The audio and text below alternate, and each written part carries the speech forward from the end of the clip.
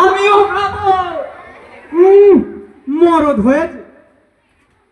তুই যদি চাপি চুল্লু এক ঘট খেতে পারিস তাহলে আমি মদ খাওয়া ছেড়ে দেবো। আরে বাবা, তুই মাতালটার কথা বিশ্বাস করছিস? আরে ও জানিস, রোজ আমার মাথায় হাত রেখে বলে যে আজ চাপির বাড়ির চুল্লু খাবো না, আজকে খাবো না, কিন্তু মালটা রোজ খেয়ে আসে। না মা, তুমি জানো নি ও সব অভিনয় করে। লুকি লুকি মদ খাবে গাছের তলায়, আর মেয়ে দেখলি এই টলতে শুরু করে। আবার পুলিশ দেখলি সোজা।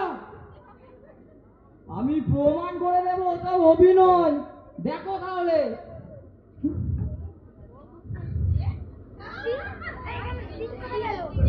ওরে বাবরে,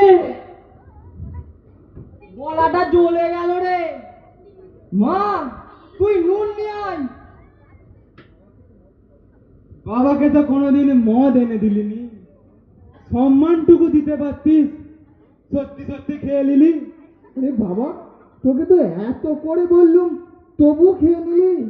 বোন, তুই সরে দাঁড়া। কি বললি? আমি তোর বোন? আরে আমি তোর মা রে। আরে মা, তুইও সরে দাঁড়া। আচ্ছা বাবা শোন, আমি তোকে কথা দিয়েছিলাম, তুই যদি চাপির চুল্লি এক ঘট খেতে পারিস আমি মদ খাওয়া ছেড়ে দেবো। যা, আজ থেকে মদ খাওয়া ছেড়ে দিলাম। আর আজ থেকে আমি মদ খাওয়া ধরে নিলাম।